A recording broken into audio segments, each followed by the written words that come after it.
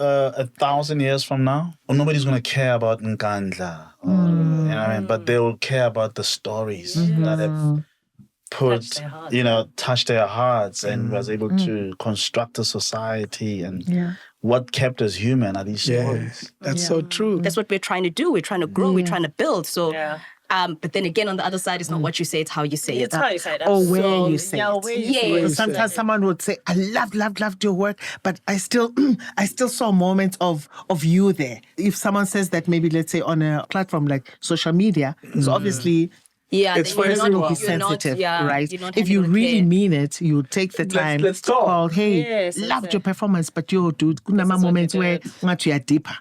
2 characters. You played 2 characters. Yes. I always wanted to talk about this. The most iconic.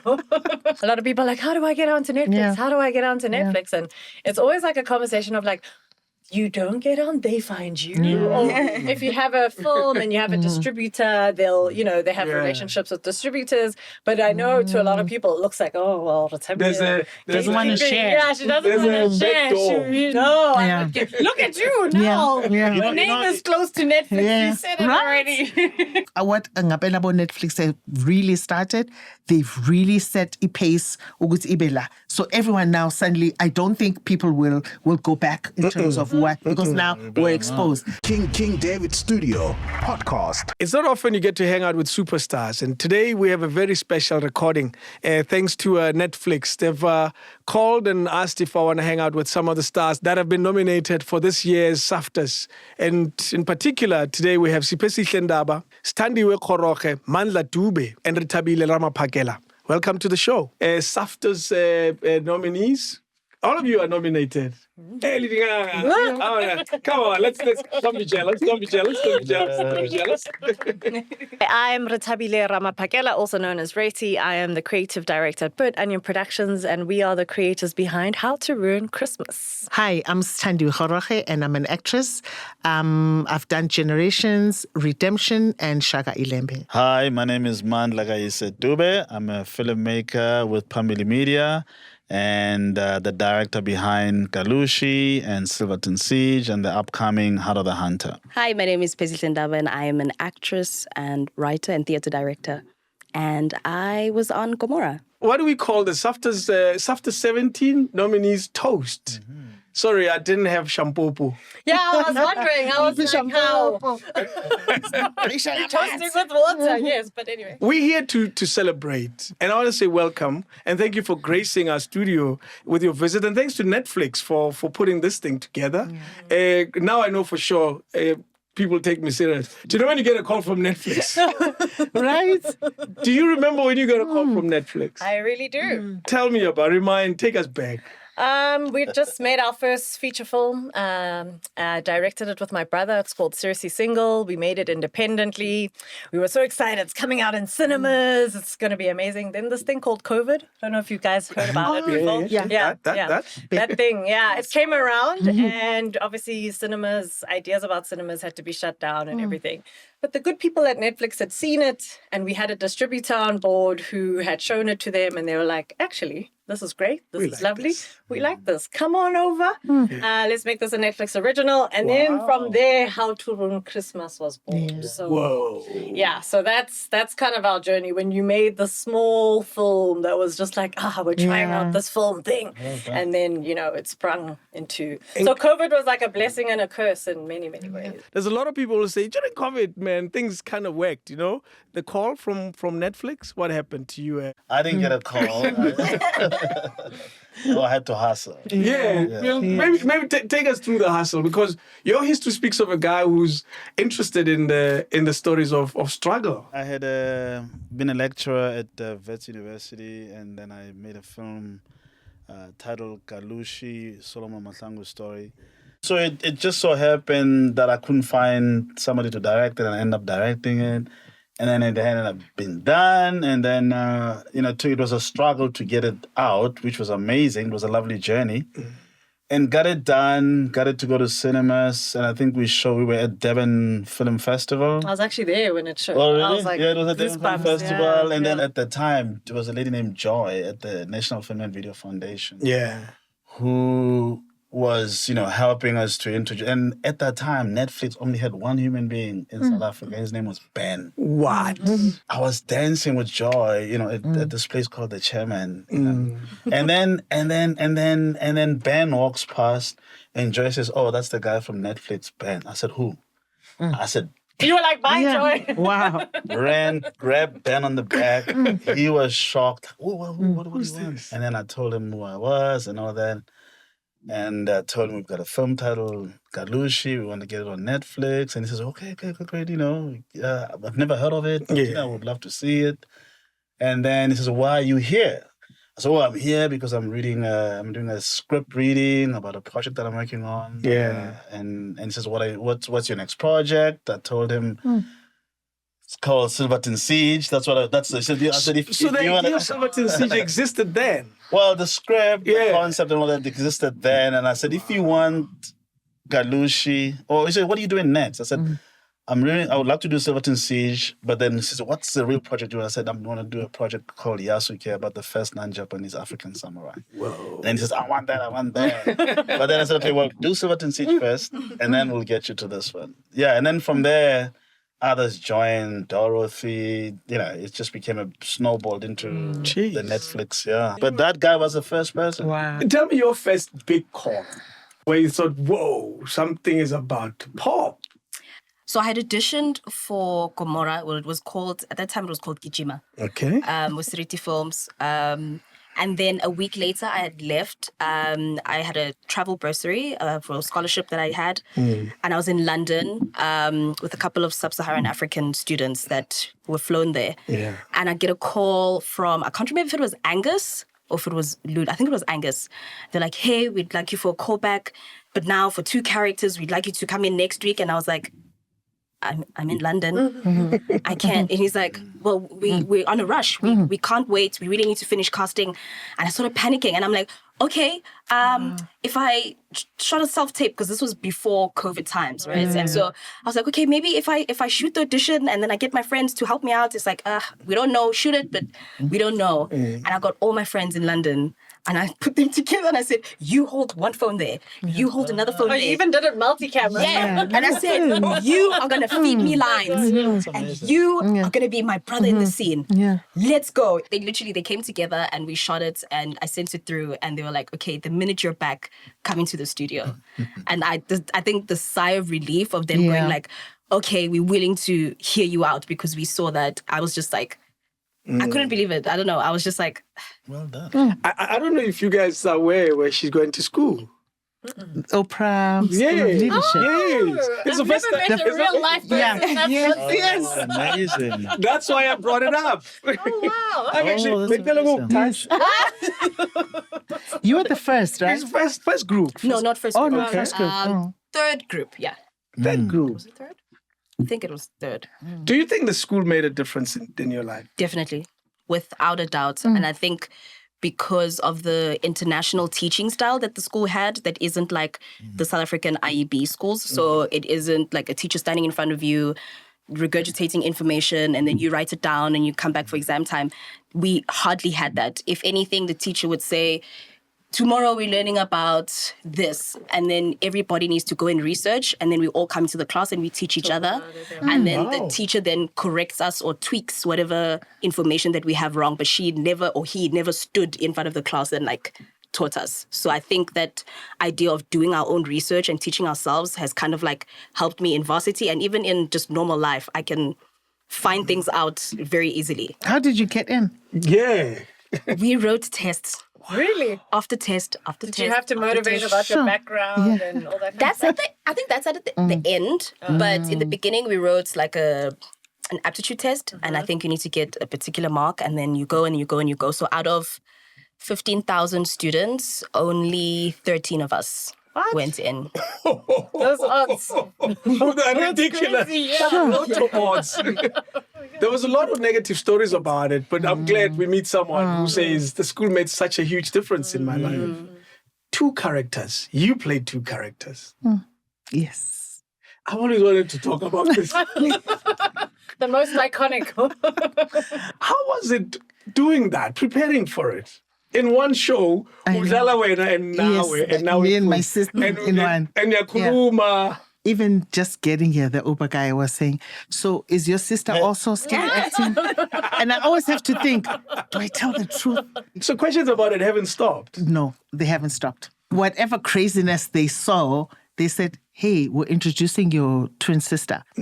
Immediately, I was like, "Oh, and my best friend Babsi looks like me." So maybe they're like, "You're going to be the twin sister." So I was like, "How is that going to work?"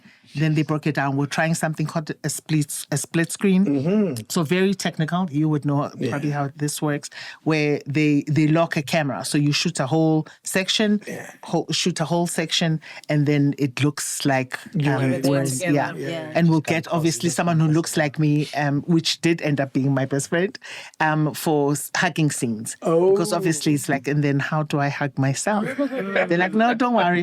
Bring that friend you mentioned. we have a double. Yeah, we've got a double. You enjoyed that I time. absolutely loved it. It was a lot of work because obviously they were also trying it out and very technical, stop, start. But something in me was like, okay, it's okay. Let me just take it as it comes. Yeah. It's a learning curve. So. You used the phrase, I loved it. Ever got overwhelmed by it during that time? The lines were a lot. You can imagine. Even when the other actors had gone home, here I am still talking to myself for hours, you know. Then go and change again, back to Zolega, change again, head wrap, hair. What? Yeah. You did it. Yeah. It's probably the only one in the history of South African television that we know. I've never seen anyone that's done a role like that. Well done. No, there was, I think, on ETV. I forgot what it was called, but there was. I'm amazed at the level of talent that's here at home, and then it just doesn't, be able to get, I guess, global and all that. It's great to go global, but the level of talent that we have here, it's just insane. And it'll be great to see how we could have that sustain the industry even more here. You brought us to a nice space with this conversation. Netflix, does it add more to the global appeal of what we do in South Africa? Because most of the shows, if not all of them, reach a global audience. You guys have done work that has reached a global audience. Yeah, look, obviously it reaches it's a global platform, it's a global network, and streaming platform that is, and it's about whether your content gets seen, and they do their utmost best to advertise it and market it globally. Yeah. But for them, which is really interesting, it has to do well here first. Wow. Yeah. If it doesn't do well here first, then they deem it a failure. I love that. But you see, the Hollywood system is what really gave regional markets, if you want to call them that, the problem of being able to go global. Because every single time that you try to make a film that's got universal appeal and all of that, it was always compared. But what have they done in Hollywood? Oh, no. What does it look? It is okay. You say it's 4 weddings and a funeral meets wada wada wada. Yes. Wait, but you can't do that because those films have these particular actors that are paid a particular dollar amount that are. It's a completely different system. The advertising machinery behind them and all of that. You just can't compare. Yeah. But what Netflix has done is they've revolutionized access to audience. If you asked me 5 years ago, the dream was probably move to Hollywood and get a show. Now it's like, Hollywood is now coming here because now the stories that are needed to be told are in Africa, in regions that were firstly never that popular. So for me, I think, the dream has changed. And I think the dream is, I don't think it's about making it big there. It is about, like, if you can be big here, then there translates. You look at films like Parasite, who won the Best Picture Oscar, completely non-English film, subtitles. When we're told, as a producer, I've been to many, many markets. It's like, people don't want to read subtitles. People don't want to do this. And you've just blown that out of the water. I even think about how people consume Netflix. I always find out that people watch Netflix with subtitles on all the time. Even if it's in English. I'm like, why? What's happening? But that's just how They don't want to miss anything. they don't want to miss anything. And that's how things have changed. So I think the dream has changed. Like the dream just to be able to make all the kind of content, like, you're making something like Silverton Siege, which, can be seen by everyone. I'm making a Christmas holiday, TV series, which, if you told me 5 years ago that that's what we would be doing, I would have said, who's going to allow us to make that? You know what I mean? So I think the possibilities are now endless, and, and I think it's good because it's also put like, the gas on the other broadcasters and the other TV stations. To get their also, together. to also up their standards. That's true. So, we make content. I mean, she's nominated for one of our shows on BET. So it's just like, it's an exciting time to be in the market. I think there's loads of opportunities. I'm always fighting about how actors are in, 5,000 telenovelas and dramas, and you want to cast them in here. So I think it's a really exciting time to be a filmmaker, an artist. I can't speak for you guys as actors, but it does feel like we're in a good place. But I think also there's like there's a hunger, an appetite for something different from Western culture now. Yeah. And you see it in both film and in music. You see how South African artists are making it big in Europe and making it big in Asia and other countries, because I think we've all, from childhood, we've all been fed this westernized idea of, what art is or what art should be or who can make art. And I think now the world is hungry for something other than that, and something that has a little bit more texture, culture, and, things like that. We went through a time also where movies, we knew all the American stars, but we knew no one in South Africa. And that's why when you made a movie in South Africa, it was such a big deal, and because it was never part of culture to do that. And I always wondered, when are we going to break through? Do you think we've broken through? I think we've 100% broken through. Yeah. Because that goes to even fashion. Like the fact that even just on the continent, we know like Nigerian designers, Nigerian actors, Ghanaian actors and directors. It's become a global village for us on the continent instead of us just, South Africa and the world. Yeah. So I think we appreciate our art on the continent as it is. And I think this goes to just look at I think, what was it called? Beyonce short film. Black is King. Black is King. Yeah. In terms of that referencing of Africa, it showed that, okay, so this is who these people are. Rich in their storytelling, rich in their culture, rich in everything. And the fact that we appreciate it now is 100%. I think now to show off and talk about an international brand or an international artist is like, oh yeah, nice. But once you mention an African, whether it's an actor it's like, we appreciate we're at that level. So, And I think we've always been formidable as an African people. Yeah. The diaspora, wherever we are. There's always been that presence, especially people from South Africa, So we've always, it's just that the platforms have not been there to be able to complement this amazing voice that we have. And now with the likes of Netflix, obviously, and, there are others who are coming in and all of that, like Amazon, Paramount Plus, Disney, which is great. And what that means for content is king. That's it. Yeah. Content is king. Absolutely. Content is queen. Content is queen. And then you talk about Black is, what is it? King. Black is King. Yes. Black Panther. Yeah. They all reference Mama Esther Mahlangu. Yeah. And when you look at shows like that, the use of South African language in Black Panther. Yeah. Lady Smith, Black Mambazo. I've hosted them here. I would love to challenge Netflix. Yeah. To take artists or storytellers and all that. Yeah. And go and give us like a residency in rural Limpopo, rural Mpumalanga, rural KZN, the provinces, and ask us to come back with stories. Don't give us scripts, but go there. Yeah. Come back Find with a story, a story, Devise and let's something. converge here, and let's edit and see what stories you came back with. Because that's where the aesthetics Absolutely. and in this Zulu, what is clevis. The stamp. the stamp, or like of where our identity is. Yeah. It's in the rural areas. when you were growing up, Kusoweto, and you viewed this industry as probably something that you wanted to play in, what were you seeing? Were you seeing the world of glitz and glamour, prosperity? What were you seeing? No, I was seeing the behind the scenes of everything. So my grandfather's a composer and he composed Princess Makoko. And I think as kids, what I saw was him late at night, busy there with a pen and a piece of paper trying to do all it. So that's the idea of art that I saw. I didn't see the red carpets and, all of that. And that's why up until a particular age, I generally thought I was going to become a composer. Wow. I know, you play the trombone though. I play trumpet, cornet, trombone, euphonium, tenor horn. Oh. Did you go to Juilliard? I doubt if Oprah was going to pass on you. Yeah. Not of my own will, though.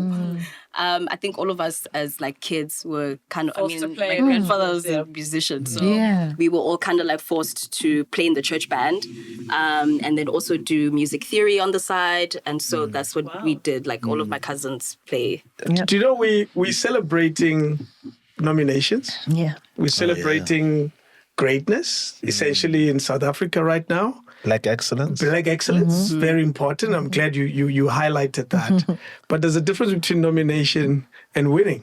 It's a very tricky space. I'm just happy I to think be everybody's already nominated. won. Huh? Happy to be I think here. everybody has already won. Even those that are not here. I'm just excited we all get to celebrate together. Yeah. So I'm like, we haven't had an in-person award ceremony since 2019, if I'm not mistaken. So to be able to sit with peers and industry colleagues and partners and just be like, we made it because it's been tough, and I think everyone has a story of like how long it takes to create art, or how many times you have to audition, or how many times you don't get the role. I mean, the first thing she said to me today, I was like, "So my audition, like what happened?" And I'm like, my sister, Yes. 2 weeks ago, and then it just went. And I was like, hey, she see that. Hey, sorry, So it's just that's the journey. How many rejections we've had to get, to get to a point that we're here as well. So it's amazing. I mean, winning is nice. Yeah. I'm not going to lie, but I think to be recognized is just something. Just an I know honor. people say that, and you think, oh, you have to say that, but.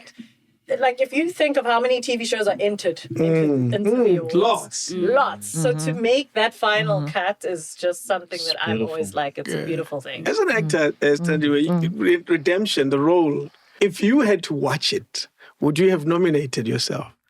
I think, honestly, I put in my best work. I did my best. Yeah. So I think on my part, if I would watch an actress and say, wow, she really went in. I get more Zolega type of work. I'm so glad you're coming to right? this part of the Yeah, story. the When motherly, we cast the her, nice we're one. like, she's a villain. Yeah. And she's a bit sexy. She carries the and gun. And she looked at me like, I just play the mother. It's like, I've just played a mother, So, because I had just come off The Brave Ones, I think. So I think it was so refreshing to even be considered that I can do this. And because I knew that a group of people had made that decision to say, let's try her for the role of Basetsane, who's a baddie. So I think I carried that with me. Like, I've got people who believe I can do this. So let me really bring a layer of a bit of Zinzi and a bit of Pantula streets that no one has ever seen me. Because I think that was the best thing for me. Like, no one has ever seen me in that role. Yeah. The simple answer is yes, I would have nominated myself. She didn't want to say it in the straight way. This went around. Well, Yes. That's the simple answer. Would you have nominated yourself for the role you played on Gomorrah? Yes, but I think it was one of the most challenging roles I've ever played in my entire career, both in theatre and on TV. It's like, I think, especially when my character became disabled, I think that took my performance to another level, because I even at some point internalized some of the things that she was going through. And like, I'd go like probably like 2 weeks, and like I'm just in this mood, and I'm just so like somber, and I couldn't figure out why, and I was like, why am I so like upset and angry at the world? And then until my therapist, who's actually a drama therapist, she was like, did you de-roll like when you get home?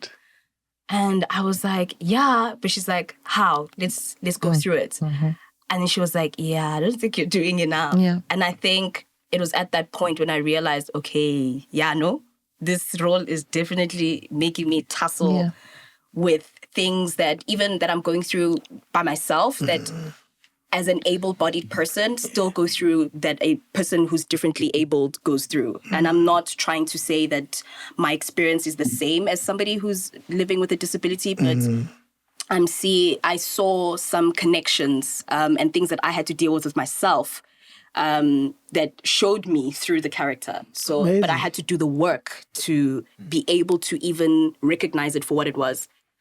I think for me, that's what stands out is that she got so into the character that she took it home with her. Yeah. And that's a big deal, I guess. That's what acting really is. Small things like we're taught at drama school, you would remember, of washing your makeup off. Because that's already a ritual of de-rolling. Because this makeup, I attach it to the character. Yes. These lashes, everything, this hair, you leave it there. So someone will say, oh, but I've got an event. Let me just quickly appear and look nice because I'm made up already. But now you are already taking that character with you. If you take you're like, oh, can I just take this blazer? I'll bring it back tomorrow. You are taking your work overall with you. So de-rolling is extremely overtime. But sometimes you have to do even more because, Absolutely. for lack of a better way to say this, your body is dumb, right? And the body does what the mind tells it. And so if the mind is telling this body, hey, your legs don't work, and you're sitting in this wheelchair because your legs don't work, and every day for 12 hours a day, you're telling your legs to relax and seem like you don't have control over them, and it needs to appear that way, your body goes, oh, so my legs, they don't. So when you get up and go home, your body goes, hey, bo. Yeah. Like, so we walk. What are you doing? So you Where are we actively, going? you actually need to inform your body as well that like, That's active. no, benjala. Yes. Come back. Yes. Come back. amazing, eh? Yeah, because then I'd even get pins and needles, like sometimes, like sitting on set, because my body and my brain were just not understanding what's happening. So Absolutely. it's like sometimes it's even on top of that. I want to go to the work you've done, Kalushi, and particularly the Silverton, because it caught me. I watched it 4 times. Wow. Not because you were coming. I watched 4 times when you released it. That should tell you. Yeah. Well, thank you for the support. And largely because it's a story I'm familiar with. The research that went into it, it looks like it wasn't quite a lot. How it much wasn't a time do we quick have? fix. I think we must all just take a beach, relax. I didn't have speech until I was about 7 years old. Oh. Proper speech. Yeah. Cinema and television like literally gave me speech and saved my life. So it's therapy for me to make films. Yeah. I enjoy the process, and I don't rush it. So Research. research. So when I was about 10 years old, I was in a car with my dad and my sister, and we were just coming out of on Church Street, right next to where we shot it in Pretoria. And coming out of a bookstore, Van Skyke, some books. And then as we get to the traffic lights, I'm sitting at the back with my sister, and my dad is driving, obviously, and another car comes to drive up next to us. And the weekend before, the Silverton Siege event had taken place. And school was about to start, so books, obviously, right? So in the newspaper, it was Sunday Times, and I would ask, just do yourself a huge favor, go to the library once and go and see how we were portrayed as freedom fighters on the media back then. It was just it was traumatizing. Yeah. There's a car that pulls up next to us, and then my dad is like, oh, that person in that car is a policeman who headed the the siege to get the freedom fighters, to surrender. Force law in that context. Well, no, yes, force law in the film. Correct. Different person. So that for me, I was 9-10 years old when I was introduced to that. It traumatized me. And, flash forward, growing up and getting into the film industry, and then that's one story that needs to be told, because how young people, and then, if lots of pressure from my parents as well. My dad's like, what are you guys doing? Look at what these young people have done, to fight. So it was therapy to do it. So anyway, made Galushi, finished Solomon Mahlangu's film, in editing, in post-production. I think I was doing ADRs or something at the time. I get a call from one of the actors who's my former student, Wandi Lomolewati. He said, Bamanda, somebody is in my office here. I said, who's that? He said, his name is Sabelo Mkedi. He wrote the script, Silverton Siege, and I know you told us that you're going to be making that movie. I said, but I haven't even started writing it. Yeah. No, but this guy has written it, Bamanda. He wants to talk to you. What? I said, okay, now this is, this whole thing of, when we're in the industry, we're like, if the stars are on, What was that? It's that thing, very, I can't stand it. It's so pretentious. I think when we align, because the stars have been aligned for millions and millions of years. True. When we align to the stars, then things kind of fall into place. Right? So Wandile, we met up with Sabelo. Sabelo said I wrote the script, and I was like, wow, read the script. I was okay, great. Let's do it. Let's do it. And he had done the research, and then coupled with the research I had done as well, we did this research called. So if you'll notice in Galushi, in Silverton Siege, and then obviously to complete it's a trilogy. To complete the trilogy, I'm going to do the Rivonia trial. So the city of Pretoria is a character in the story. So if you looked at, Galushi, Pretoria is a character.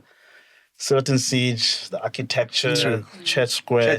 So all three films, Church Square appears in it, in them. What he's not saying is when we were doing Generations, 97, Mandla had just come back. You had just come back from LA. From studying in the States. Atlanta at the time. Yeah, right? so there's this whole thing of all the actors are going to audition for these American guys who are in the country. So we were all there lined up. And the story was called Free at Last. Free at Last. Yeah. So he's always been very interested in the space. in that political space. I suppose. Yeah. I was a history minor. I minored in African history. So. Okay, that makes sense. Yeah, it does. That was a beautiful imagine script. if he had majored. Yeah. We would be in trouble. I feel like he's measuring now. Maybe, right? Yeah. Watching your work, for me, speaks to why your world is important. And when I say you, I'm talking to all of you here. Sure. Why your world is so important. I hang out with older people because a part of me is also a historian, capturing these stories, bottling them in one place. And I hear about, remove when people were forcibly removed from places and so forth. And I hear a lot of that. And when I watch your work, I say, this is some of the lessons. We know the stories we want to know because I tweeted not so long ago. What do we say now? We asked, do your kids know what they did to us? Because that history is still very recent. Yeah. It's not, I was around. Most of us on this table were around when all of that, when we used to see Amahipo in the townships, roaming around like we were in a concentration camp. That's recent. I was around when that happened. And that's why when I look at your work, I always ask the bigger question of the importance of the work you guys do. Let me pose it to you. When you see our history and where we're going and where we are now, where do you put the work you do as an artist, as a director, as a filmmaker, as a writer, in the history and the importance of society as a whole? Well, we're basically telling stories about ourselves. And I think that is the cathartic thing that we do for a living. It's the idea that people can watch something and feel something. Yeah. It's so crazy to think that that's what we get to do for a living. So for us, our genre of choice is comedy, which is very specific in its own sort of ways. And I think for the longest time, we had Leon Schuster sort of running the game in this country in terms of comedy. My parents made me see it. And ironically, those are the memories I have of film and cinema, and comedy as a genre is going to watch Leon Schuster films. That's true. And for me to know that now in this day and age, someone's growing up and saying, I watch Gomorrah, I watch Redemption, you know what it is, I watch How to Ruin Christmas, and I'll always remember those family traditions. We started on SABC, we had a sitcom, My Perfect Family. The other day someone tweeted, remember the good old days of SABC sitcoms? And I'm just like, that's so crazy. So a piece of history is being recorded. That's essentially what we get to do with our lives. And, so telling stories is telling history. It's preserving who we are. And I'm so glad that we're able now to be the people behind the scenes as well, telling those stories, because it wasn't like that for the longest time in South Africa. So for me, it's like piece of history recorded. Yeah. No matter where you go, you'll always be able to say, oh, remember that show that had a sheep? The families that gathered around And the Christmas. uncle. You know what I mean? Like, I think this last 2022 Christmas was the first time my aunt, she always has an annual Boxing Day lunch. It was the first time since COVID that we all sat together. And I have never had so many people go, did you have to kill the sheep? Like, what was that about? It became conversation. And I was just like, this is so weird, but it's so exciting to know that this is how our history's been recorded. So I think, for there to be mandlas out there who are telling the political stories, and then we're telling more contemporary kind of stories about where does traditionalism and modernism meet when you're just young, black, and trying to navigate those two Which worlds. is where all of us are now. Exactly. So it's just like, for me, I think that's what's quite exciting. The character of Dumi in How to Ruin Christmas was about this sort of black sheep who's kind of been modernized, but comes from a very black family. And it's about family, like, representation of black family, the politics that ties us together. So it's all political if you actually think about storytelling. And I think it's important that there's all types of stories and all types of genres. That's why I get excited, because this is history. What we're doing is history. It's a new archive. Exactly. And the millions of people that tune into the telenovelas, we still talk about Zinzians or like now. It's like, it's crazy. So I think like to be a part of it is such a blessing and a privilege to know that somewhere in South Africa, someone watched something you made and they cried or they laughed or they forgot about their problems for 30 minutes. Yeah. 1,000 years from now, because we can Go back. we as storytellers can actually say 1,000 years from now. Nobody's going to care about Nkandla, you know what I mean? But they will care about the stories that have Touched their hearts, touched their hearts and was able to construct a society, and what kept us human are these stories. That's so true. When you say it that way, it reminds me of how stories in generations, and not generations. Stories are different generations. How they travel. They travel through song as well. Yes, music is a huge Music part of it. holds the story, and the kids are taught a song, and that song is taken from one generation to another. We're singing this thing. The We're not same aware song, that it's the message that we sing, because it's so easy for the stories to lend through music just as much as sitting around the fire. And you have this old lady who's telling you of something very important in your life, and that's generally what you guys do. Yes. You are modern day around the fire. Yeah. We use stories to make sense of our lives, essentially. We are therapy. Yeah. The stories you tell, their importance in today's life. What do you hope to achieve with the work you do right now? Storytelling for me is from the heart. Pain or joy. Pain or joy, right? And I think when it gets put on the page, and then we collaborate with the producers to get it funded, and we collaborate with the actors, thespians, to come and bring it to life. Literally, it starts becoming a whole other language that when I work with actors in preparing to do a project, I always go back to the roots of before cameras came, the material was performed. So I literally would get folks into a theater kind of setup and we just perform this thing and find out what are the nuances, the subtleties that otherwise, are not written. Then we get into finding out how do we play for the cameras. Because there's a certain spontaneity that you can't put your finger on, that the chemistry happens because she's collaborating with her, and then there's another actor or whatever. You just can't, and you can't say what it is. It's just the magic of cinema or television comes alive when that collaboration works well. So the stories to tell are the stories that really come from the heart. And what we share from the heart with each other makes us better humans, I believe. And trust plays a huge role. Trust, right? Once you know you're in a safe space, like the example I gave with redemption, because I knew the team already was like, yo, you can do this. There was a sense of, okay, let me really play. And if you're in a space where you feel like you can see people are like, okay. And when it's done, you feel, so energy, it plays such a huge part because then you can really be able to play, like you said, and be a child when you feel like, okay, I'm in a safe space. So it plays a huge part. You're also supposed to kind of it's a lesson on letting go, right? Absolutely. Because it's happened where I get a script and then the writer wrote something and then I'm busy with it and I'm sitting at home and I'm working on it and then something comes to me and I go, that's a nice idea. And then I'm calling Lulu and I'm like, Lulu, what if we do this? And she's like, I didn't think about that.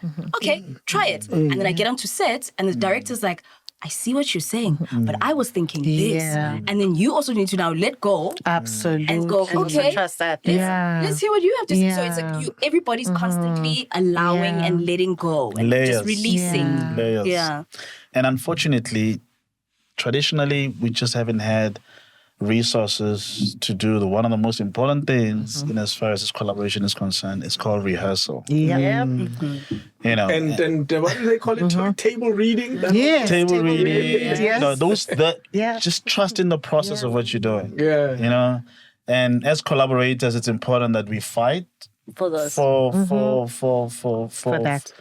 that, especially for you guys. When I get on a job or when I get on a collaborative process or whatever, I fight very hard that the acting department is given the same respect that the camera department gets, sound department, editing, because actors hardly get enough time to rehearse. Sometimes they're getting the script 2 days before, and then a lot of times. Imagine that. And then you've got to... And what has happened is that then our standards are...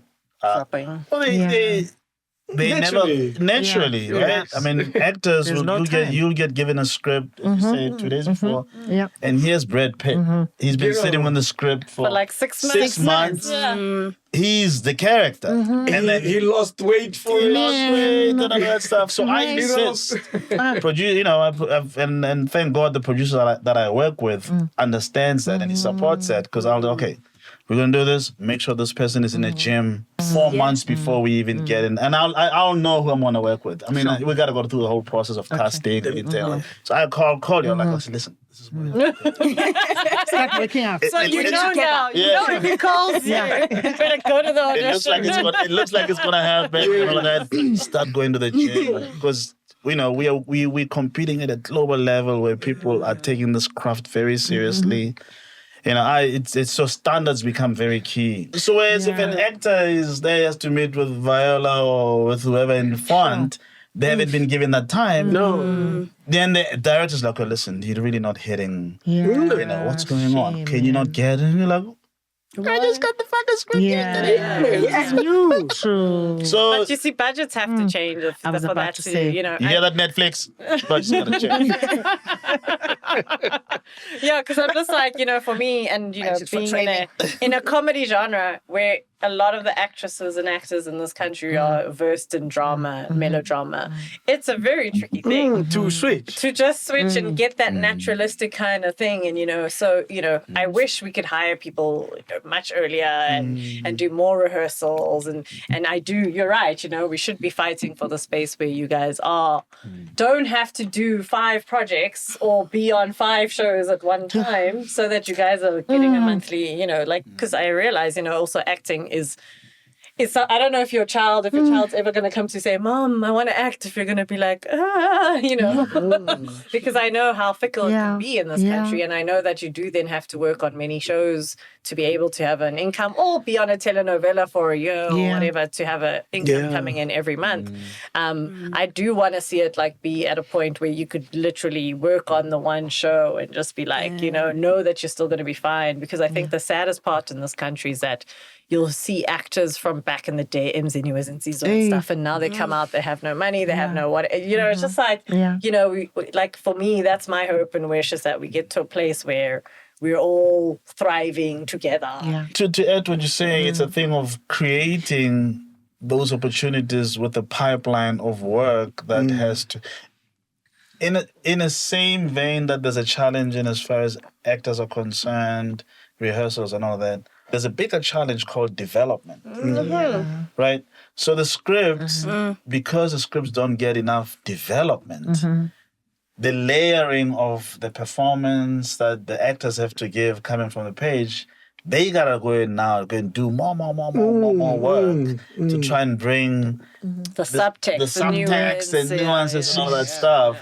But they only had the script 2 days, right? So if the development process is given that support, and then they get a script, at least I fight. You don't like me for that, but I fight to make sure that at least 3 weeks of Listen to that. Wow. 3 weeks. Yeah, of rehearsal. And that is a lot. I don't even get that opportunity. Yeah, because I just don't make, it doesn't make sense for me that actors get 3-4 days a week, and then it just doesn't make sense. And it shows. Then you expect them to be able to make miracle. And then when you're on set, when you're shooting, you're like, oh, hurry up. And it's like, we're losing the day. And then the person just can't nail it because in prep, I mean, you know, the film is made in the prep. True.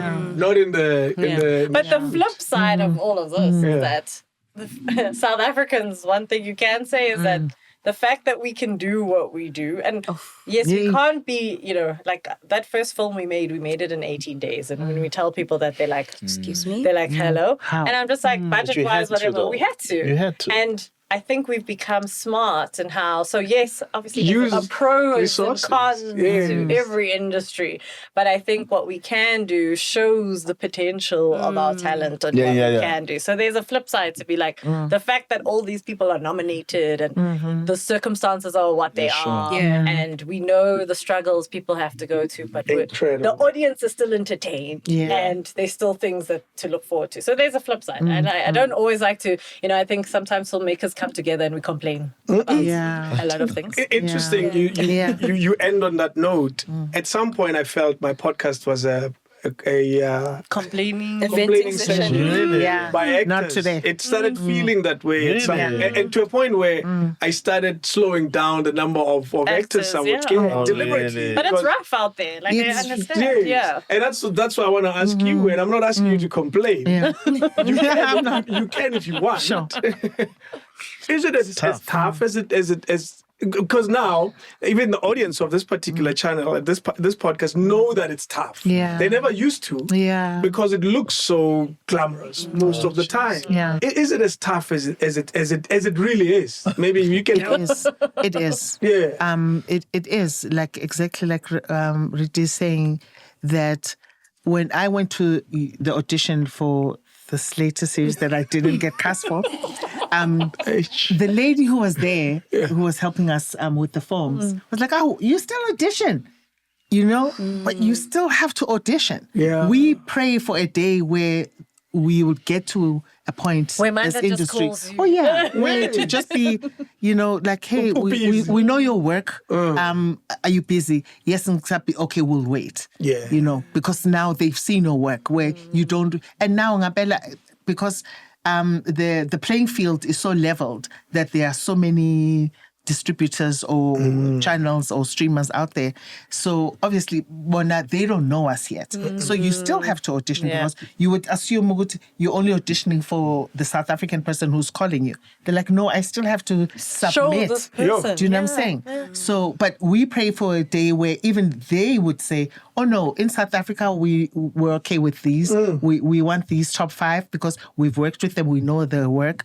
So I think it's still rough because it's your next job. It has to get to a level where you say, this year I'm just taking time off. I'm just reading scripts. I'm traveling. Imagine. It's not easy to do that. It's not, I'm traveling. Let me just go maybe lecture and do something and go lecture somewhere else, But it to get there, because I think what Ngapelabo Netflix have really started, they've really set a pace. So everyone now suddenly, I don't think people will go back in terms of what, because now we're exposed. People always even make jokes and say, it's Australian Netflix, Epicraft. Yeah. Epicraft, they're like, hi. Totally like even just craft. cinematography. Exactly, right? So even just being exposed to that level of professionalism in terms of how you there's something they do on Netflix where there's training before you on set in terms of how to carry yourself, the whole thing. Yeah. Things to say, what things not to say, things that might come off, as a bit off to someone else. I was like, I appreciate this because normally we are used to, okay, say shoot sasa, we get there. Yes. Someone will just say, hey, you've developed something, And that's inappropriate, because, do you know what I'm saying? Now, if you've gone through that training, now you're aware, I can't just comment on someone's body or comment on, people's appearances because of. So I think there's a level that they're setting that I think we all have to really copy, and so that the level in this country in terms of this industry can really be up there with the best. I'm blown away how consistent this story is, because clearly it affects, and very often when it's spoken of, it's them against us, and that's actors and production companies. Yeah. They don't always throw the rock further down to distributors. It always ends with them. They don't treat us well. They don't treat us right, and we do 20 scenes a day and all of that kind of stuff. And that is a consistent narrative. Yeah. Is it getting better? So exactly what Mandla was saying about, imagine if there was more time for rehearsals, and now you load people with all those 20 scenes in one day. The product again will drop, and then at the end of the day, it appears as if it's the actor's fault. The way I want to pose it to you is: has the industry lived up to your expectations? If you had any at all, and those expectations as a person coming in are the glamorous side of it very often. It's a little bit different for me, especially because I come from theater, and in theater we have no money. Yeah. And so we work with the resources we have, and listen, if it's poor theater, even worse. Yeah. So coming into the TV space, it's kind of like a level up from that space, but not in terms of like resources, but not in terms of performance, because the discipline that's in theater, you don't really find on TV. Like you hardly find an actor who's on TV going, I'm warming up my voice and I'm warming up my body, and then I'm gonna, like us theater kids, the crazy things we do before. You hardly find that. But I think in resources from that world, it's definitely a level up. Yeah. I'd say. Wow. Yeah. That's what I was saying earlier on about theater. That discipline into cinema and TV. Yeah. You just go to the origins and then It just comes to life. What did you want to share with? No, I just wanted to say, it's also important to voice this, and I actually did let them know, but knowing your worth is such an important part. True. Confidence and worth are two different things, right? So I just made a film with Netflix titled Heart of the Hunter. It's based on Dion Mayer's book, Heart of the Hunter. And submitted a cut to them, and, we're coming closer to finalizing the cut. And eventually get to the point, and the executives at Netflix, Tendeka in particular, is like, no, I think you guys could do more. You could, what? How about you guys do pickups, do some reshoots? And I'm like, oh. And I took it as being, I'm a failure. Not good enough. Yeah. Not good enough. I was like, no, you can't do that. And then even still into doing those, so I relented. I relented. I was like, all right, you guys are paying me after all. Went ahead, did the pickups. 2 or 3 days into the pickups, I was still going, what am I doing here? Yeah. Should be with my family. I haven't seen my family in so long. And then I was listening to this podcast. So podcasts do help. There you go. I was listening to this podcast, and this lady was talking about her realizing the difference between worth and confidence, and that she had started this company, skincare company, and then she couldn't get investors into the company. Then eventually she was able to get investors, and she got this company done. I'm really like frustrating, so condensing, and then eventually she gets this guy who passes and says, "Oh, you're fat, whatever. Nobody cares about you doing skincare." She never gave up. And then she gets, 5 years later, her company gets bought by L'Oreal for $1.5 million. It must be a billion. $1.5 billion. $1.5 billion, big difference, right? And then she's at an event with Oprah backstage. Oprah says, "Oh, well, no, here's my personal cell number. Give me a call, whenever you want to chat about anything." She doesn't call Oprah for God knows how long. And then she starts crying one day, and she's like, oh. And she picks up the phone and she calls Oprah. She didn't call Oprah for like 5-7 years because she didn't feel that she was worthy of being able to deserving of talking to Oprah to just chat about being a billionaire, what it feels like. Billionaire. Billionaire to billionaire. And then she was saying that, confidence is one thing, because a boxer can have all the confidence. You can be 25 and boxing, and then you lose one fight, and then you're like, oh, it's okay. Then you lose the second one, and then you lose a third one, then you're like, oh, shit. Maybe I don't know how to box, And then the confidence is gone. But worth is a complete... So then I'm like, damn, sister. So did you stop your pickups? Then I was like, I'm waiting. And then I'm like, damn. Netflix saw the worth in what one has done. And they wanted to elevate it. You saw it the other way around. I saw it the other way around. And I'm like, then I called and I was crying. You were like, I'm so sorry, I saw it. Thanks for seeing my worth. I didn't see my own worth. Let's do these pickups. Hey, then I got to celebrate. Everybody. We're going to make this the most amazing thing. And we've gone through this similar journey. Good. It's like, what? You got to know your worth. We don't stop learning, eh? Yeah. What has Netflix done for your confidence? Because there was a moment, obviously, where you were doing small budget, even I can afford you, and now surely I can't. Can still afford me, don't worry. I think it's given us a voice that we did sitcoms. I can tell you a lot of things. We did Check Coast, Don Vuzu, we've done, all these shows that have fallen on the wayside, and, for us to be able to create a comedy series that has become a beloved sort of franchise for the market is something that has solidified what we knew we wanted to do when we said comedy is kind of our thing. We look forward to it. I know, the pressure. So as much as the confidence has risen, the pressure is more, and then you do you still have a lot of anxiety that goes into a lot of things.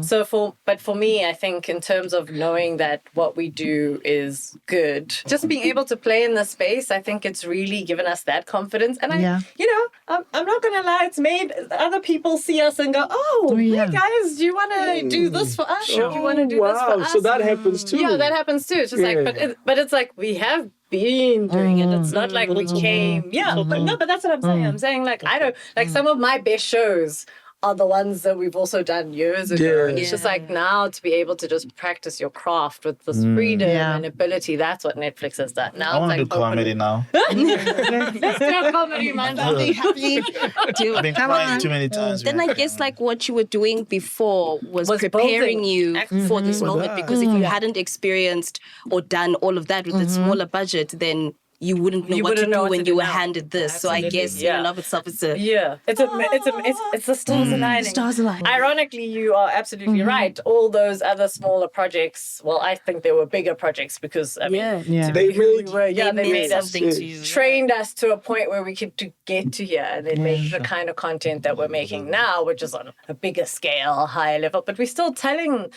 I'm going to say smaller stories, but it's not about that. We're still telling stories and different platforms, different kind of, backgrounds and everything. So I think, everything builds you up to where you got to be. And That's it. you do, you got to trust the process. here's something that I always wonder about. If you guys shout out other fellow actors, directors, filmmakers, say you're watching something at home and you say, what? And you don't know this person. Yeah. You've never met them.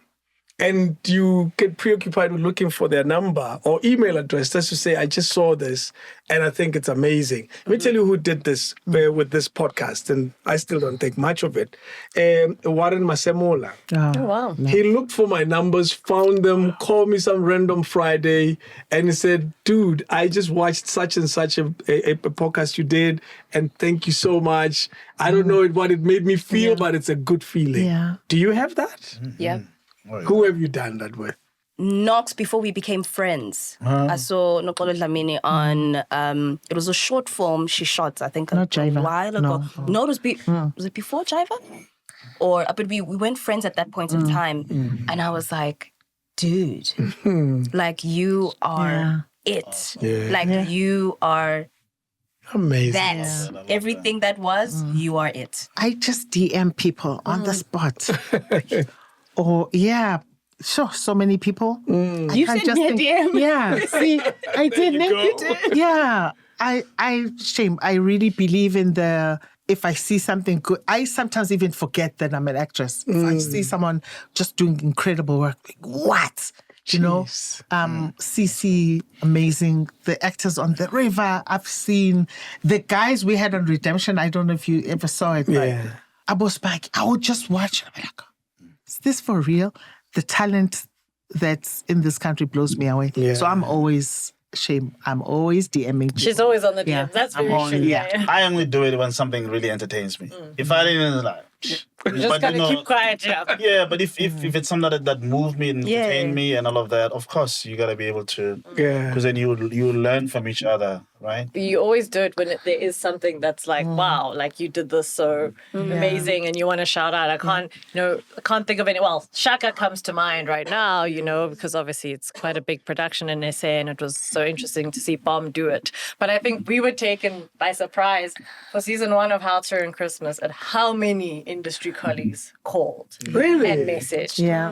People sent flowers. Yeah. Like other producers were like, then we're like, are they doing, is this what we're meant to be doing for all the other shows? So and I appreciate the shout out and the support. And I think it is important. Like, obviously, if you see something and someone has done incredibly, why wouldn't you say, loved it? I was even telling Retina, I was like, you are holding Christmas in my household together. Literally, last Christmas, I was hosting my family and we were all sitting in the living room and everybody was in stitches. And it's a nice, it's beautiful because it's also like a great family watch because everything on TV is a little bit saturated with like nudity and sex. And so it's a nice thing to sit with your entire family, babies up to my grandmother was sitting on the couch on the floor and we're watching that. Such a unifying It's crazy thing. So I was telling her and I said, now got work to do this December. What are we doing? it's dependent on you. The loss that you guys experienced on your show, it's a huge loss, I can only imagine how hard-hitting that experience must have been. Yeah, it's completely unexpected. because of, you create this property and you made it the black sheep of the family, but it was always the idea that ruining Christmas would always change whose fault it would be. It was always going to change. Sure. Yeah. But at the end of the day, when we think of the future and stuff, to know that she will no longer be there to reprise the role is something that's quite big. That it's quite weird even now to think about it. That, she's no longer here with us. But I think her spirit will always live. This is what we're saying about history, right? And how do we put things together? She's now forever cemented on Netflix. Yeah. And her role will always be Right. there, which is such a beautiful thing. Absolutely. Do producers have what's it called? Syndrome? No, imposter syndrome. I suppose, when you climb too close to the sun, sometimes you can sometimes feel as if, are we going to burn here? Is this the right thing? But I do have moments and I'm like, because now everyone's like, where's the next one? I know. Sure. But as you said, like, I suppose knowing your worth is something I love that you should that. do, no matter what it is. Like, you're not always going to have a hit TV show, Sure. hit film. Yeah. Sometimes it's not going to Performance. work. Yeah, Yes. I love that you mentioned it because I was having a conversation with a couple of my friends, and it's like our industry is very sensitive to criticism, and people, and I get it. We're artists, we're sensitive about our art, But it's tricky now as a drama student. The entire premise of you going to drama school is to be able to look at work and critique it, right? And you got a mark based on how well you can critique a piece of work and what you would do or how you think maybe or how it's reading or so on and so forth. And so when we view things, we view it with that eye.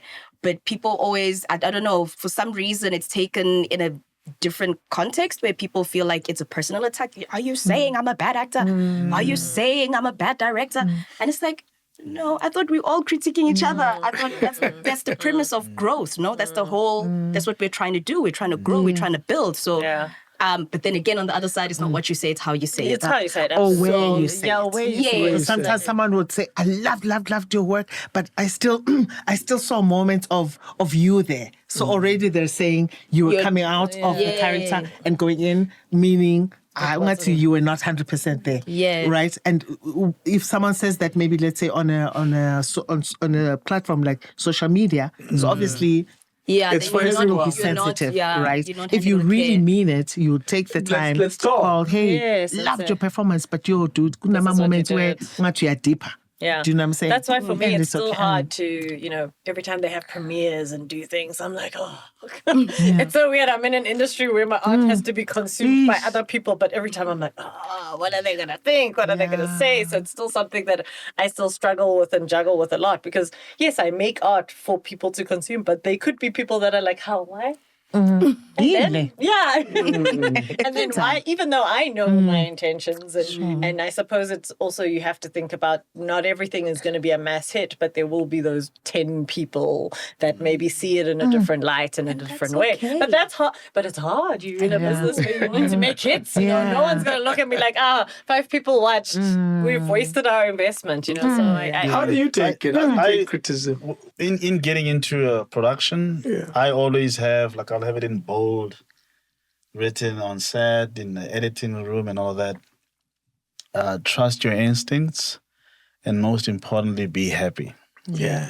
So I just bring that energy to what we're doing and, trust that what we're doing is going to translate. is going to translate. And obviously, if you don't, if it doesn't resonate with you, you don't like it, it means it's just not for you. Yeah. Go and look at Quentin Tarantino. If somebody, Let's move on. let's move on. Do we find South African consumers are critical? I don't think they're critical enough. Huh? I'm curious to know your perspective when you say they don't criticize enough. What I meant is critical thinking and being able to give proper critique. Okay. Yes, yes. Okay. I can count how many Yeah. film or TV critics I've heard of. True. They're all gone now. They're all gone. There was very wrong. Very everywhere. He's no longer around. I forgot. Then, Remember. Sunday Times Magazine. Yes, and you also had the TV show. And the There's a guy, Zanele Gianni, he does a very good job, But that's how important those people are. To engage with them. I think it would be great if you could bring some of them here and bring filmmakers to talk stunning. about proper critical And what our industry analysis. is lacking and what our industry still needs. A lot of some great filmmakers actually moved from being film critics to become filmmakers. I wanted to ask you guys a question as being in front of the camera from a standpoint of preparing for a role. Well, you get a script, you get a role, you get auditioned and you do it. What's your first point of reference in as far as researching for a role that you're going to play? Let's go to redemption. Okay, I asked for, maybe I'll ask for the Bible from the production company, because I always respect that someone took the time to write this character. So let me hear their perspective in terms of who did they think Basetsane is, what's her journey. And they'll tell me, she comes from prison. This is what she did. And then I look around me, to tell you the truth. Before I look at maybe movies or anything else, I always just look around me in terms of who do I know who has mannerisms or who has sort of a story like that. And that's I thought an interesting character choice, the matchstick in the mouth. And because I think when we dreamt her up, she wasn't that. But I think actor choices are so interesting, and I don't know that enough actors make choices. That's why I'm asking. Yeah, because a Bible's a Bible. Sure, we'll say she's a villain, she's sexy, she's sultry, she's this is what she's going to do. But she's it's not enough to carry. Yeah, but the next telling of the story, so we've written it on the pages to give it to you guys, and you're like, how do you take this further? And then you're like, okay, I'm interested in actors, even if they pitch, to say, can I wear this hat? Because I think this is the way, and you're just like, speak like this. No. And then what you were saying earlier about having to play it and see it. But anyway, what is your process? Pretty much the same. And then if maybe it's in an environment that I've never been in, then I go into that environment. So I didn't grow up in Alex. So before we shot Gomorrah, I went into Alex and I hung around the area. But they don't call it etiquette, they call it just patlo. So you go and you go by that and you walk around and you see the environment, you do all of that. And then when my character went through the disability, I went and I interviewed 10 people living with different disabilities and found a common thread of maybe something that I can find between all of them. And then I'm like, okay, cool. That's the thing that's going to hook people, or that's the thing that's going to be the determining factor of this character, and then do that. So it depends on what the character is built on, where they are, who they are, who's in their lives. This process, as key as it is, it starts with an audition. Yeah. How fierce is this competitive space of getting that role that you got, that you auditioned with your multi-cameras somewhere overseas? How competitive is it? Because you guys are on this side of the table where you're saying, all right, Kanji, what's your name? I just share information. If I hear that there's a role, and I'll find out within my peers and age group, hey, do you know about this? Oh, yeah, but I can't because I'm already tied to this and this and this. Or people will call me. Sir, do you know about this? So I think it's the same energy that you give out, you get it back. If you hog, because I really do believe you get the role that you're supposed to get. Yes. It's not a mistake. Yes. It's very rare where, but wait, how did we cast this person? Because it finds you. It's art. So it's a spiritual vibe, Stars aligning. We both audition for the same thing, but play it out differently. So Totally I have no reason to withhold information, because you are never going to do what I'm going to do, and I can never do what you're going to do. So we're all going to bring something new to the table, and whoever gets it was meant for it. And I think something that they instilled in us in drama school is that thinking that losing an audition is saying something about your abilities as an actor. No, it's just saying that for this role, you're not the right one. You are not what we're looking for. It could be a look, it could be an accent, it could be a myriad of things. Yeah. And so when you have that in mind, there's no reason to not share information. For Silverton Siege, obviously it was 3 gentlemen who went into the bank. It was written for 3 gentlemen. Yeah. And I just said, you need a female. what about? You know what I mean? What if we had a badass girl who can come in there and just And she pulled it off. Set it off. She did. She's right? amazing. She pulled Yeah. it She's off. amazing. You know, she was running way ahead of Tabo Yeah. and Stefan. Yeah. So I think sometimes it's the Yeah. role will find you in that, and then just seeing a person's process. Sure. Because when we did Jiva, and when I came on to come and direct some episodes, and I met with the cast, and we did a whole table read, and it was for them, it was wow, you know, and just what they brought Yeah. to that, and how hard they worked, for me, it told me that wow, I have to just also bring up my game. Yeah. You know what I mean? So Yeah. just Wow. so we taking that, and then did Silverton Siege. So when one was, because I think Sabelo, when he wrote it for Three Three three guys. guys. Yeah. And then so then I had to okay, give me this. Wow. And then I went and I'm I putting a female there. rewrote it, and in the process of rewriting it, I was like, what if we did this? Yeah. And then in writing that, I had Knox in mind. But obviously she had to audition like everybody else and all that. But then because it was meant for her, Yeah. she was able to zen into that Yeah. character and say, oh, this is me. Yeah. There are others who came to Yeah. audition, amazing actors who are big actors Yeah. globally now. But they just didn't, they weren't that character, you know? It's also just observing, because as a filmmaker, you just observe. You see what other people are doing. But you just watch the mannerisms All of the the time. actor or actress, and you're like, okay, this one, okay, one day. She's gonna One do day, something. yeah. Yeah, absolutely. Yeah. Because you do when you interact with actors, you definitely do get that sense and feel. But I know you spoke about how, someone who of your caliber who's been in the industry as long as you have and you still having to audition. I always think that's it's a tricky line as well, because I've had actors come back and say, but do you know what you know Who I am. No, yeah, but even it's like, what do you need to go look there, go look there. And I'm just like, but sometimes I've never seen you in this role. I know you're a good actor. Sure. And what you're saying of like, are you good for this character? Sure. I'm not doubting your acting ability. I think that's a given. I'm just like, but this character needs something else that I've never seen you do anywhere else. So what are your character choices going to be? So I always think it's so tricky, because I also do feel bad sometimes when I'm like, can you ask them to send a tape? Yeah. And they're just like, I'm like, I know, but I also just need to see what you could bring that maybe I can't. Like sometimes another thing that will happen, it'll be like, oh, maybe you will always be cast as the pretty girl. Like luckily on Gomorrah, you were like a gangster girl as well, so that was cool. But if I met you now, never seen Gomorrah, pretty, great. Okay, she's always going to play a slay queen. Yeah. She's always going to play a certain role because I'm typecasting in my head. This is my first impression of you. Until maybe I have a role and then they're like, oh, you should see Cece. And you're like, I've seen okay, I know her. my And then she comes in, there's no wig. There's no, you know what I Sure. mean? And you're just like, whoa, I've never saw the character like that. And then the character becomes this other person because you've given us something else. Like, I think even with Busi Luchai as Dumi, it's like, it was such a hard character to cast, and and sometimes you have to let the actor take, and I think that's what happened with Halter and Christmas.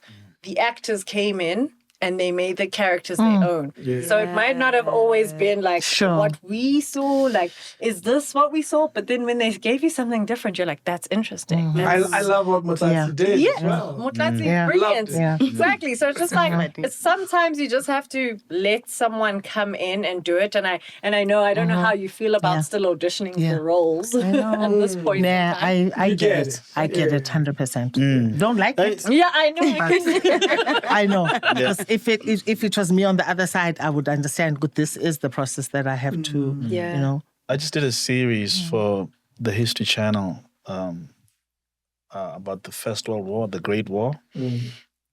And, being an American channel, they wanted cast to come from the UK and maybe South Africa. We'll see. The small role. And then I was like, hold on a second. Here's an opportunity for me as a filmmaker to direct for a big network, a big story in South Africa, shooting for France.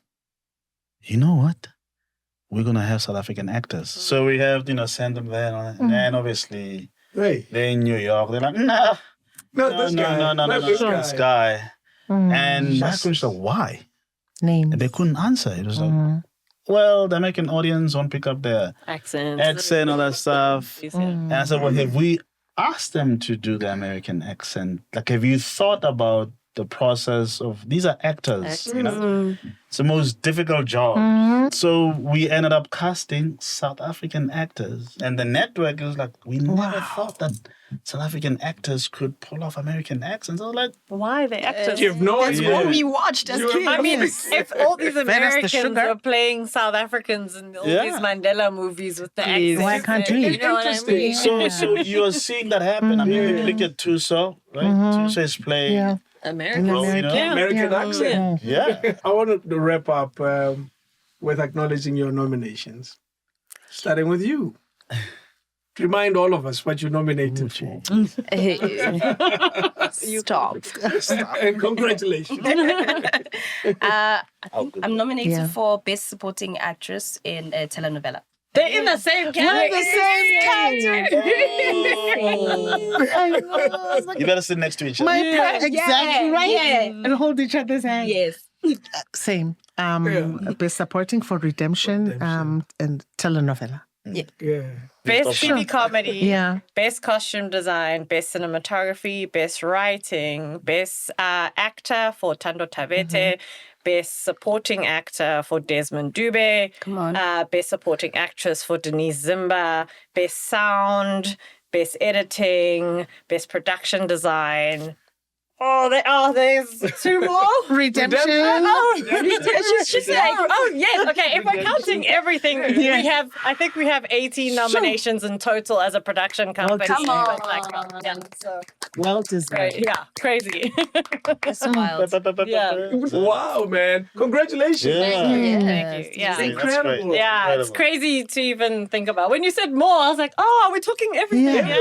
Yeah. More Best than actor, maybe? Best supporting I love how he says maybe. Best actor, best supporting actor, best supporting actress, best production design, cinematography, Come on. Writing. writing, editing, directing. Best film. Best film. Sound? No, did you say composition? all Sound. Silverton, No, all of them. and all of this. It's 12 of them. Yes. That's I also lost For one the last film. two. Yes. For Silverton, every Yeah, Silverton, for yeah. Wow. That's amazing. That Yeah. is incredible. Hope I didn't forget anybody. Hey, I Best know. actress, I did mention that. Yeah. Yeah. Best supporting actor. Yeah. Yeah. Okay. That's there you go. That's it. That's 12. That's 12. Wow.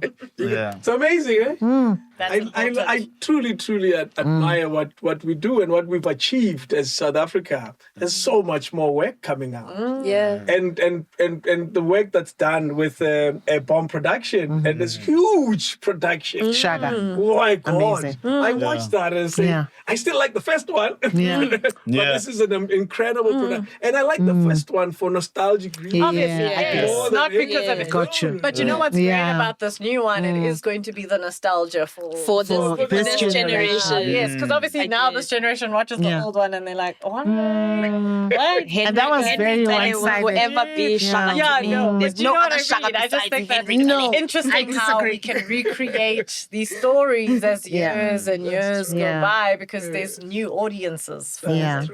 Here's one throwaway question. What were you doing in Canada? No, it wasn't for political asylum or anything. My parents, my dad was a theologian and my mom was a nurse. And they first went to Ohio to study. My dad was studying at Ohio State, where I was born. Then I came back to South Africa, or I came here for the first time when I was 3. Left for Canada when I was 6. Again, my dad went to study in Alberta, Edmonton, and I came back when I was 10. So it's always been for study. So it's always been... I didn't even know you weren't even born. I'm just learning something. Girl, Now we're gonna write. Yeah. for the American man. Yeah. And like throwaway question. You clearly don't like the CC name anymore. What's going on? No, I don't not like the CC name. No. Tell us. I don't. Okay, correct. Let me- Yes, please correct I us. do not like the CC name, but I just think in professional settings, I would prefer Spesi Ndaba as opposed to CC, because CC is a nickname that my mom gave me when I was young. So my brother's name is Spelele, so he took Spe, so I couldn't take Spe. And then I have a cousin whose name is Spesi Ndaba, so we have the exact same name. Our parents didn't have that conversation. I don't know why. And so my mom then, because then she couldn't call me Sihle because then she was Sihle, so then Sipe Sihle, she was CC, then that became my nickname. So it's more of a nickname. So how did than it get into the industry? Is I it guys? just it just happened where then Call me people Sissy. started I'm calling me Sissy. Sissy, and then from primary school, I think my friends heard my mom, and then it just carried on through life. So I don't not like it. You It's We just can't even call you Spay. Because who cares? We're from KZN. Who's Page? no, but I don't mind Sishe. I prefer Sishe if like we're talking. Okay. Yeah. Okay. and when you look at from where you are now, with what you've done with this nomination, we wish you well. What do you see going forward with your career? What are the big aspirations? Behind the scenes, because that's what I actually studied. And I'm busy writing now, so that's really fun. I'm really enjoying that and being able to go back to writing, because I haven't been able to write because working on a telenovela 12 hours a day, every day, it takes away time to also just like create. And I think I'm enjoying that now, being a creative behind the scenes and doing that. So maybe I might, not maybe, I will delve into that world. Yeah. You'll be interviewing her as someone who's produced for Netflix or written for Netflix. And that's on period. Put it out there. That's on period. There you go. And that's on period. Wow, man. Cap. I don't even know what cap means. Cap. It means no lies, right? No.